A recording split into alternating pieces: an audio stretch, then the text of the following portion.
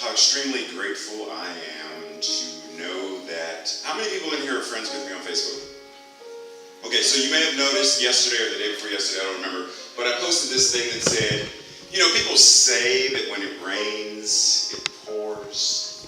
Thank goodness I know how to sing in the rain. So I am so grateful to know that when things in my life going rough, that things are going on that are beyond my immediate control, that I have a beautiful, beloved community that spans this great country in centers in many places, homes in many places, all of you holding me in prayer, being willing to be friends, being willing to be mentors. I'm grateful for all of you. Thank you. So, be still and know. You ever heard that phrase before? Yeah. Be still and know that I am God.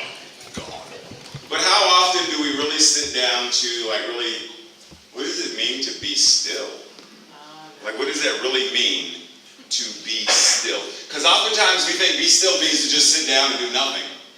And many years ago when I was studying martial arts, one of my teachers said, hold my hand out. I thought he was going to slap it. Like, hold my hand out. And he said, don't let your hand move. So I put my hand out and I saw it shaking. And so I started to will it to not move. And what I noticed is the more I willed it to not move, the more it moved. So being the nerd that I was like, okay, why is that happening? And so to make the long story short, physiologically what happens is the muscles then begin to fight against each other. The muscles that pulled more, and the muscles that stretch and push more, and it caused resistance. Which meant the more I tried to be still, the more I couldn't be still. And then we say, okay, fine. Part of our minds conceptualizes this thing as be still as in don't move. But if we cease movement, then you ever heard the poem that says, be still my beating heart?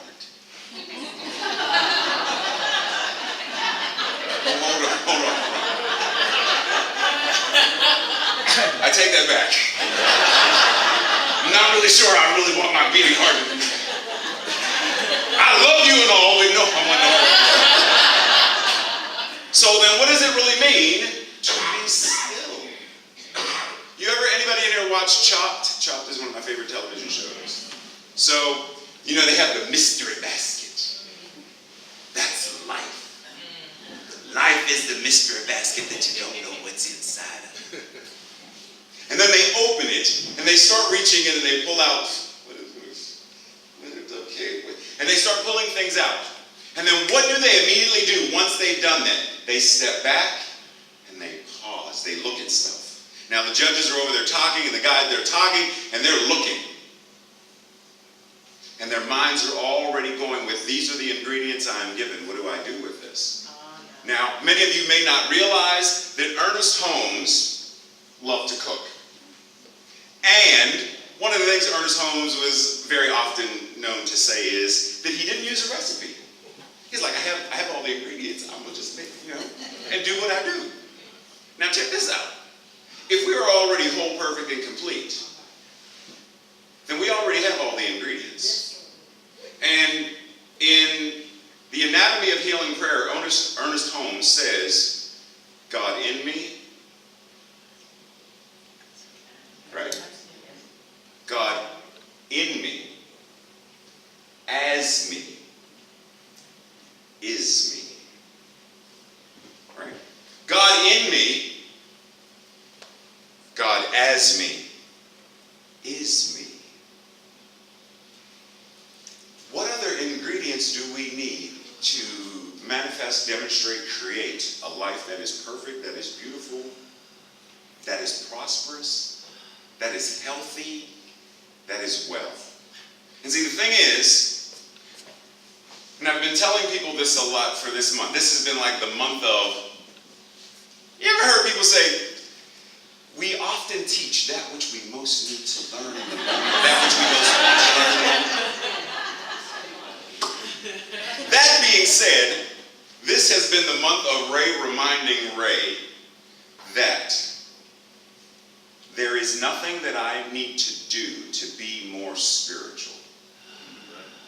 If God in me, as me, is me, then I, by my divine nature, am a spiritual being.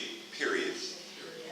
So the only thing I need to do, if there's anything I need to do, is to realize that I have all the ingredients, is to realize that I am that which I am, and then move forward from that space.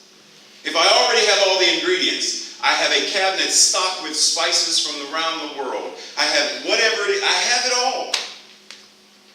Then what meal am I not able to then make to nourish me, to nourish my life, to be able to move forward? Things are going to happen. So right now, just a little bit of info for those who may not know. Right now I'm going through this family thing, this family experience of the possibility of my mother being removed from her home and put into a home and stuff and family drama. And I pray diligently, and I have people praying with me and for me, and prayer.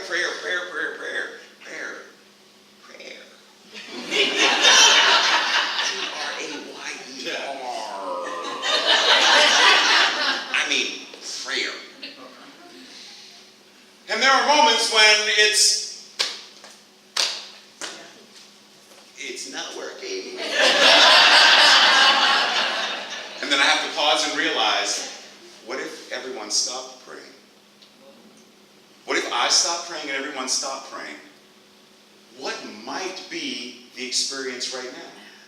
So how do I know that the prayer isn't working? I don't know. I don't know that. So what I know then is, I know prayer works. So what I am judging as prayer not working, my invitation, be still. Be still. Be still, meaning let that thing that is the monkey mind find a banana, throw it out in the backyard, and let the monkey mind chase the banana, but let the mind relax. Stop praying to the devil. Someone once said that worry is praying to the devil. We know we don't believe in the devil, but the idea of the devil being the consciousness of illusion, of lack, of scarcity, of lies. The lie that says, but the prayer is not working. That's a lie. You know the prayer is working. It's just not showing up the way that you have dictated. Listen, I want my steak medium rare. I want it on the side. I want the sauce on the side, and I want a book. Like, it doesn't always happen that way, because there's this infinite mind that is not me in totality. Meaning, if I have a piece of cake, a whole cake, and I slice the cake and I take the slice out, is this the whole cake? But how much of this is chocolate cake? It is not the entirety of the chocolate cake, but it is entirely chocolate cake. So I am entirely God, but I am not the entirety of God. So the entirety of God knows things about creation that the finite me, the chocolate piece of cake that I am, doesn't know what's going on with chocolate cake in France right now. So what is mine to do is surrender and be still. There's a musician by the name of Angelique, and she has this song called Sacred. I'm just going to share the first piece of the song. She says, how would I treat myself if I thought I was sacred? How would I treat myself if I thought I was sacred? Right? How would I love myself if nothing was wrong? I'd be in the moment, enjoying what's inside, and sing to the world a glorious song. How would I treat myself if I knew the prayers were working? How would I treat myself if I knew nothing was wrong? Even when the family is showing up the way they're showing up, even when I show up the the way I show up sometimes. Nothing is wrong. I be in the moment. Not in the future. Not in the past. But in this moment. Enjoying what's inside. The kingdom of heaven is within. It's inside. And what we know from the we believes, we experience heaven to the degree that we allow ourselves to know and experience it and be one with it. It's up to us. It's an inside job. Enjoying what's inside. I would enjoy that state of mind that knows that there is heaven right here, right now.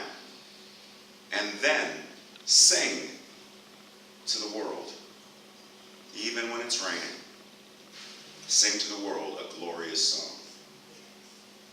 What would happen if we started waking up in the morning and affirming as our affirmation, doing our mirror work, right before we brush our teeth, right before we brush our teeth, right before we brush our teeth, and we say, be still and know that I am God. That's what we say to ourselves in the mirror. And I know many of us still wrestle with the idea of, yeah, but. Because we still have that old stuff of consciousness of a punitive God. This anthropomorphic God that is. So it's blasphemy for me to say, but I'm God. God in me, as me, is me. At some point with this philosophy and this teaching, at some point it comes down to brass tacks of, am I going to start to walk the walk that this philosophy teaches? Am I going to embody in thought, in word, in feeling, and in deed, in action, what this philosophy teaches? And this philosophy, there are so many things in it that if we truly embodied it, then starting right now in this moment, peace on this planet would have no choice but to demonstrate and manifest. There are enough people in this room that if we collectively right now surrendered and released and was absolutely still in thought, word, deed, it's just, and still, then we would be putting into the law, we would be putting into the one mind, we would be putting into consciousness enough of a vibration, enough of a knowingness that it would change and transform the globe. But see, therein lies the thing is, there's still parts of us that have that itch right here, or that one itch back there about something with low self-worth, low self-esteem, lack of self-love, self-loathing. Something where we're wrestling with ourselves, not allowing ourselves to step into our divinity. And because we are not stepping into that divinity fully, we're half in, half out. We resist a lot of things. For example, oh, it's funny. Reverend Brian started the month in Baltimore, and I'm ending the month here. That's it. Ooh. So one of the things he told them, which was hilarious, because I heard people cracking up, was Reverend Brian, and I'm sure you already know this, he addressed himself or referred to himself as an agitator. Right? He said, I'm an agitator. And a lot of times somebody may hear that and they're like, oh, you shouldn't say that, you shouldn't say that. How many of you wash your clothes in a washing machine? If the little thing that twisted didn't twist, clothes wouldn't get clean. You would call, hey, Culligan man, you'd call somebody to come fix the agitator. The agitation is necessary. The agitator is necessary. Even in an old song, wait in the water.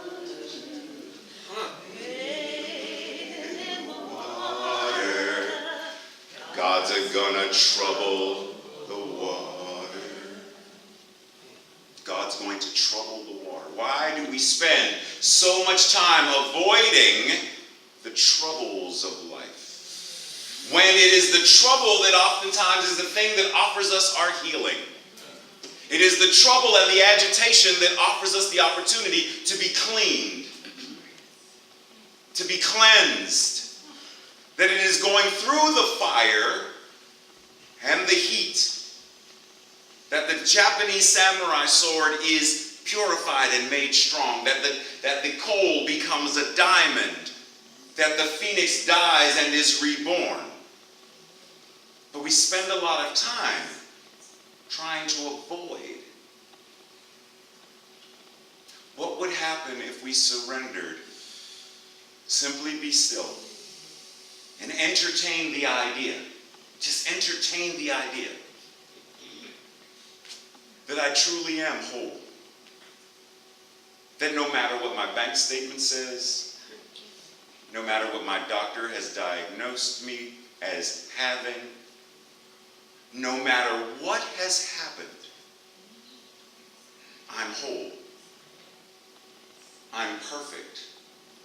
No matter what I look at and see in the mirror, no matter what people may say to me, no matter what I see on the news, I am, at least in this breath, perfect and complete.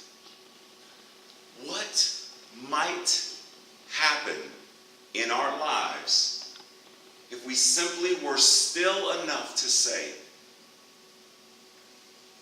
yes, I am good. Yes, I am loved. Yes, I am okay. Yes, I am supported. Yes, I am willing to be whole, perfect, and complete. Yes, I am willing. I don't feel healthy, but I'm willing to be healthy. I don't feel it, but I'm willing.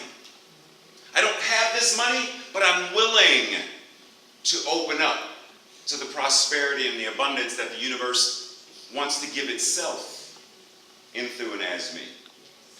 I'm willing. What would shift in our lives if we could still the mind of, you're not good enough. You're not tall enough, you're not short enough, you're not thick enough, you're not thin enough, you're not pretty enough, you're not young enough, you're not old enough, you're not something enough, you're not enough. And yet God says, in, through, and as us, be still and know that I am God.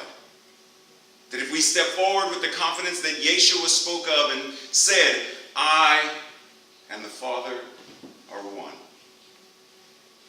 I am that which the universe is. I am that which one.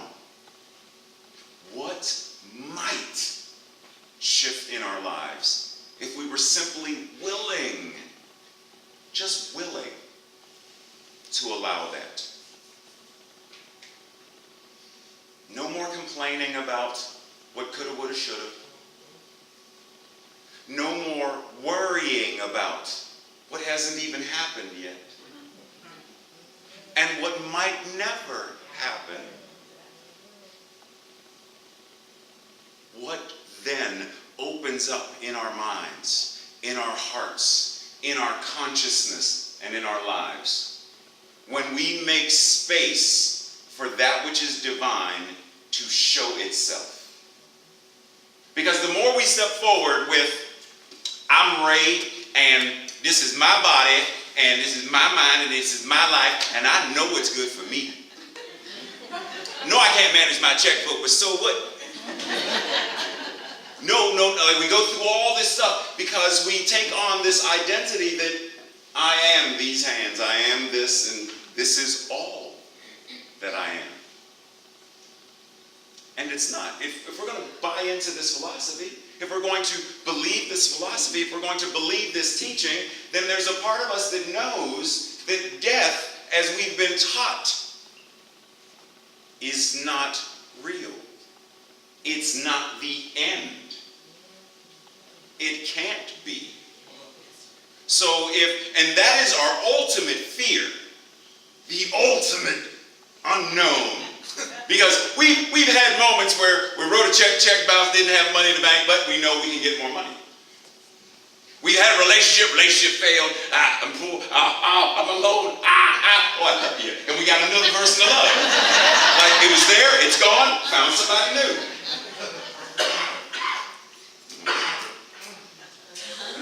Like, we find folks. Like, there are ways. But there is no app for, let's see, I'm going to die tomorrow. Let me find a new body. Like, we don't have any technology that's helping us with, so we are ultimately afraid of that. We are afraid of the great beyond. But that's not here right now. So let tomorrow take care of tomorrow. Be present right now. Because worrying about the fear of whatever saps us of the strength, saps us of the energy, the joy, the pleasure of being in this moment and enjoying life right now. I'd be in the moment, enjoying what's inside, and sing to the world a glorious song. Anybody ever heard of the black dot experiment or black dot story? So this college professor, enough of y'all shook your heads, no, something. College professor gave all of his students a piece of paper, and on the piece of paper it had a black dot. And he told the students, you have 45 minutes or so to describe what you see. And the entirety of the class, what do you think they described? Black dot.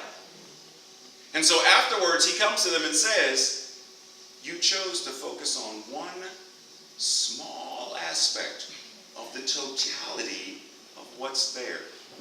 You could have described all of this as infinite potential of what could have been written or drawn or sketched or painted or something on the paper, but what you chose to do was focus on the one thing that you made the center focus. How many of us are saying, my finances, not enough, and that's the only thing I see? What the doctor told me about my body not being, it's the only thing I see. I'm not able to focus on anything else. I'm not able to surrender into anything else. I'm not able to be still and know the infinite potential of what else can be. Because if we're saying there's one mind, and we're referring to that one mind being God, right? So there's one mind. That mind is, give me an adjective that describes this one mind. Everything. This mind is everything. Infinite. All. Creative. Two more. Courageous. Peace and courageous. Outstanding. There is one mind, and this mind is all of that. And that mind is my mind now. Do we believe that? Because it's one thing to say it. It's one thing to say it. We say affirmations, knowing that there's that part of our minds in the back that says, what are you reading off an index card again? What are you saying? Why are you reading this? You know you don't believe this. What's on the next card? Oh, you're God. You're crazy. Stop doing this. Go eat some cake, man. We know we have this stuff going on that negates all of the magical, beautiful, powerful stuff that we declare to ourselves. That we attempt to plant into the garden of our minds these beautiful, nourishing vegetables and flowers, and then we go through and we start kicking stuff out.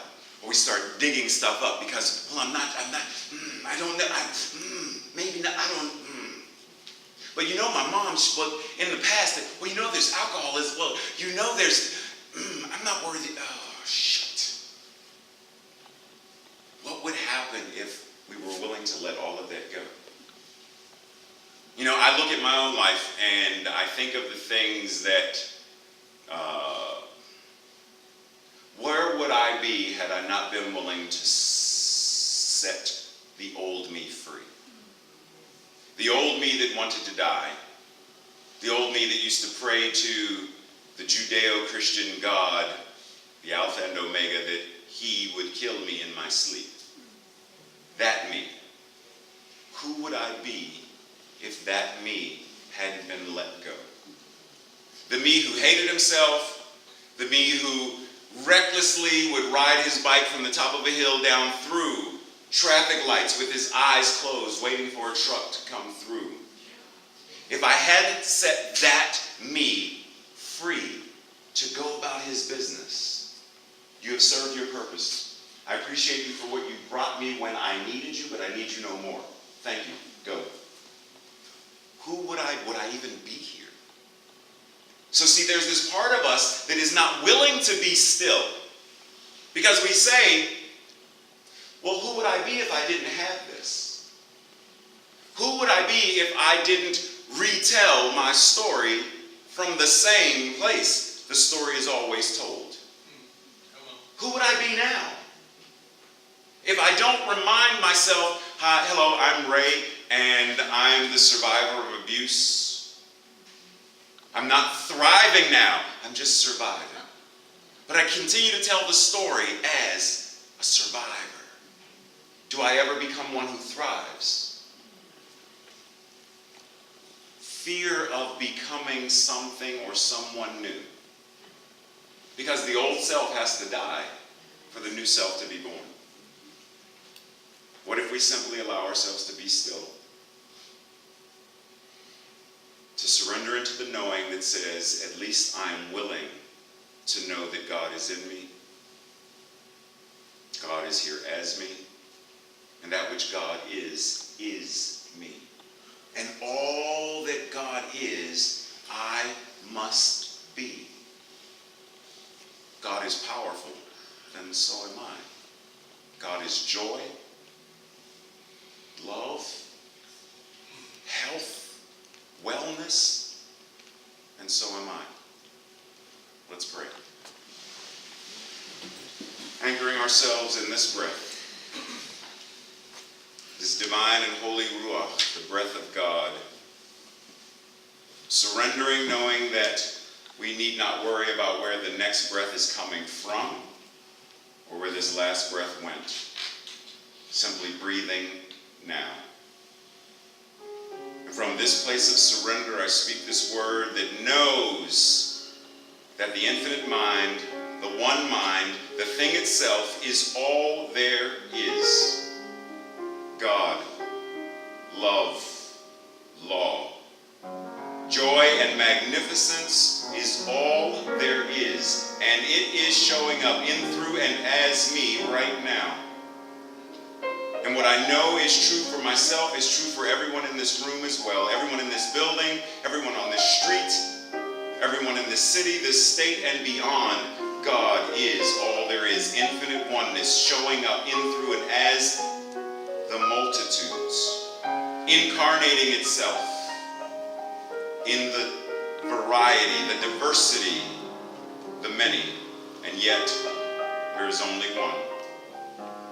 And so what I know is that every attribute, every quality that is of the one must be of me as well. Everything that I say God is a declaration of my own divinity. So that all that I say of God, I say of myself. So in this moment, I simply surrender. I allow my mind to be still.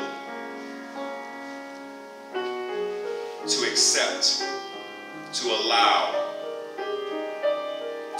that which is as my divine nature to show itself. No resistance, simply surrendering, allowing the light, the love, the joy, the ecstasy, and the bliss of my divinity to shine forth. In gratitude, I know that each and every person is right now letting loose thoughts, feelings, and habits that are denying divinity. Because what I know is that there is no man, woman, circumstance, or situation that can deny, destroy, or separate that which God is as us. So right now, the transformation is occurring. The light is shining.